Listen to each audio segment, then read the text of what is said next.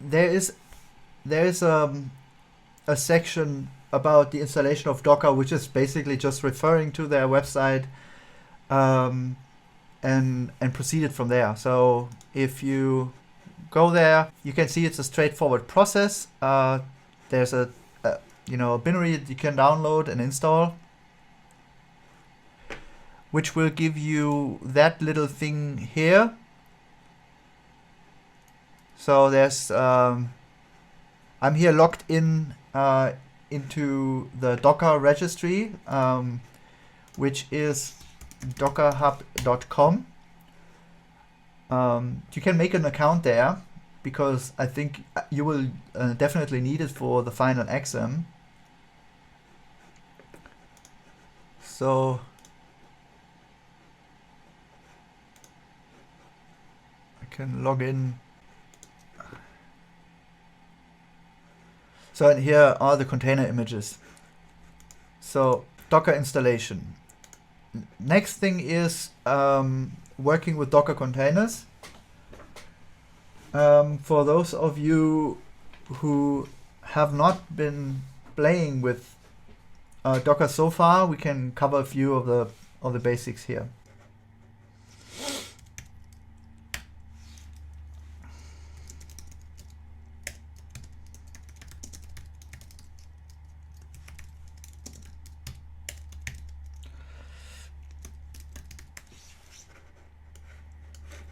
Is that big enough? Yeah, it looks good to me. All right. Here we go.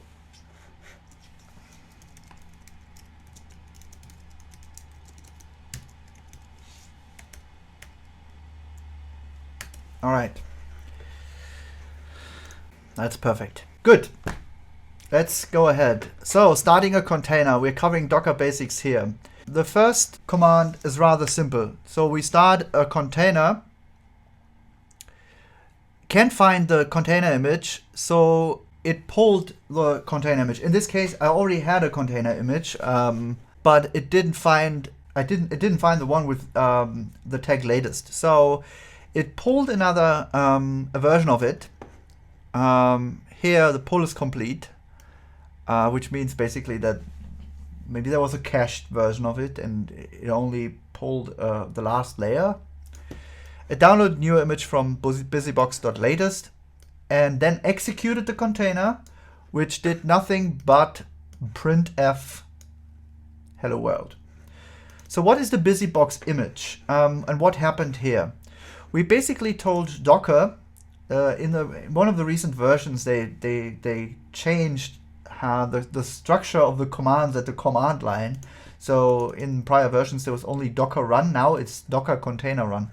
Docker run, this still works, but I think they want to have a systematic approach to their command line tool, and now you have to type much more, but well, that's how it is. So we tell Docker to, in the subsystem container, because there are also other subsystems such as images is a different subsystem or subset of commands.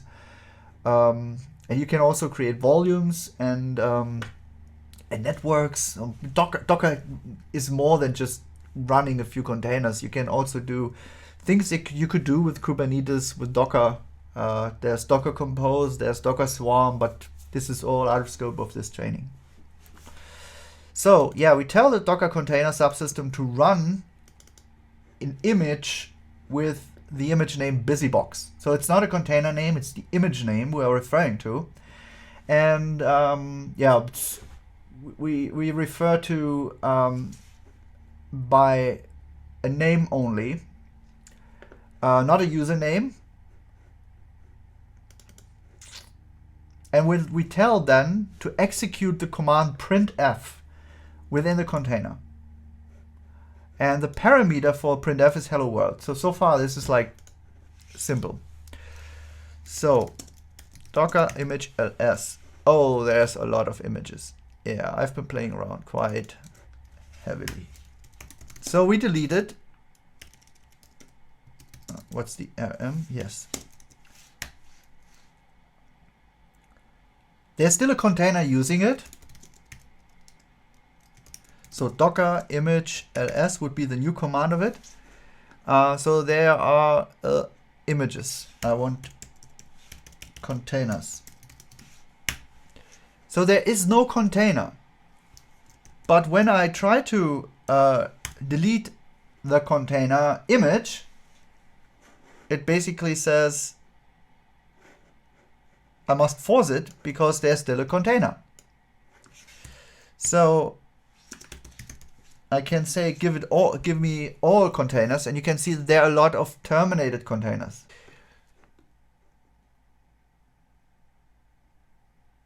So here it is, BusyBox. There's a little identifier showing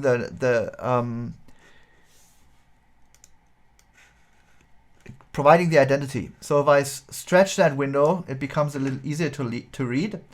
So there's a container ID. The container ID is actually much longer, but you can use the last, I don't know how many digits there are, 2, 4, 6, 8, 10, 12. So you can use the last 12 as a replacement for the ID, which is actually much longer. There are also randomly attached names. So I could use this or that to refer to the image. So we to the container. So docker container remove, and it's gone. So you see, it's gone. And now when I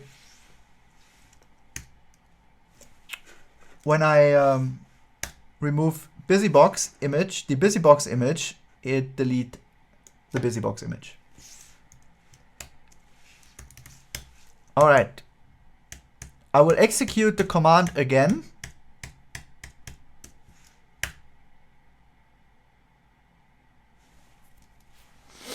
And it will work. So how and why? The point here is that it automatically refers to the container registry, which the default container registry for both Kubernetes and Docker is Docker Hub. There are many alternatives. So Amazon has a container registry. Google Cloud Platform has a container registry. We do have a container registry. But for community sharing, Docker Hub is kind of the de facto standard at the moment. So when I, for example, create a container image, such as for the Secondo database, you will see that the image will be referred to Fisher Julian Secondo. So if I want to refer to that locally, I also have to use this one. But there are images such as BusyBox that don't require a username. This would be this one. And you can see this is a Docker official image. And in the URL in the container registry, you can see that there's an underscore as the username, which basically means that you can omit it. So whenever you see Docker official images, this is the default behavior. So I could, for example, try to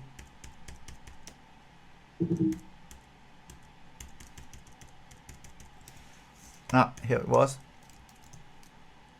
Run a Ubuntu. And as you can see, it also works because this is also a official Linux image.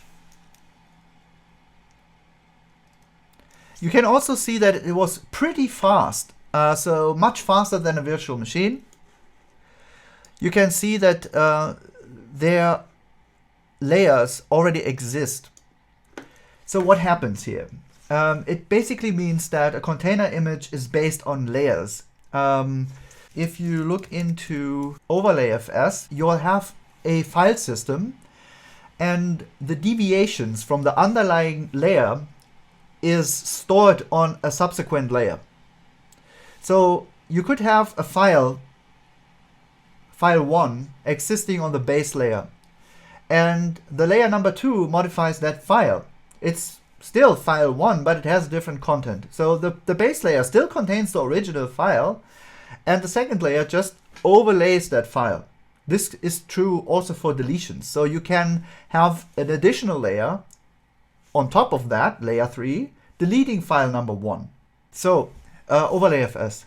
You can mount layers of file systems on top of each other, and each can modify the not the underlying itself, but it can apply modifications on its own layer.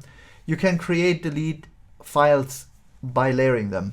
So in container images, it works like whenever you use a base image, it basically uses the layers of that image and puts your layers on top of that. Well, we'll look into that a bit in greater detail during the lecture. But as you can see now that we pulled that image, he used the layers already present and just used the layers that have been newly added since the last revision of it. And now, because Ubuntu is a monster of an image, it also makes sense to delete the image entirely and pull it freshly. So let's do that. Docker. First, we have to delete the container again.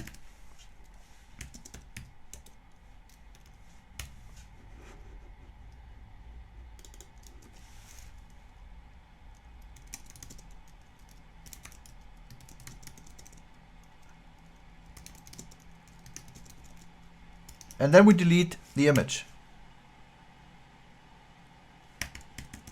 Now let's do the trick again and run the same container. That's BusyBox.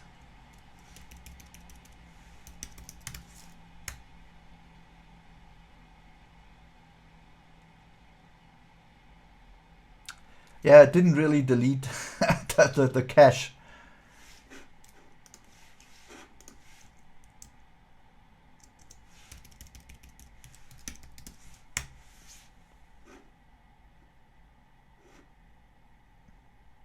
I have them all. So the official images, do we have one that I didn't have ever before? What's a Linux that I usually don't use?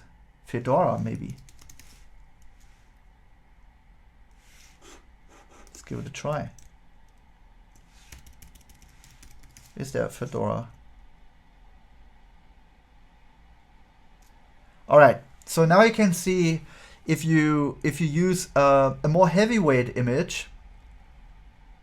So this is 50 megabits per second. If now the video drops from a bit, well, it may be because of the download.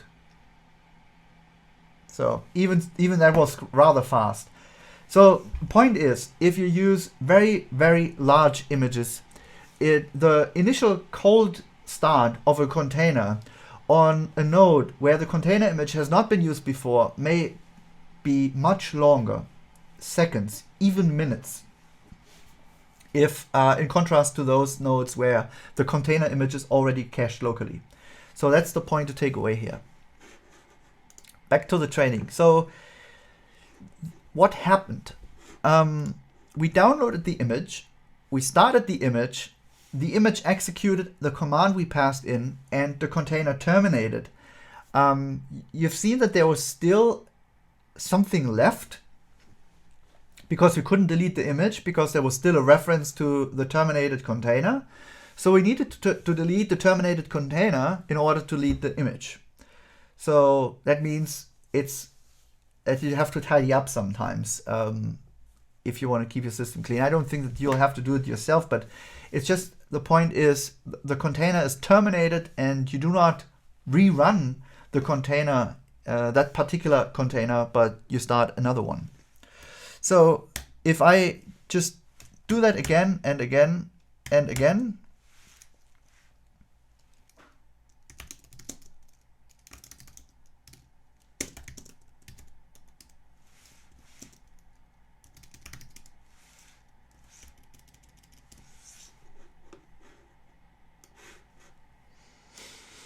as you can see here, each time I invoked that command,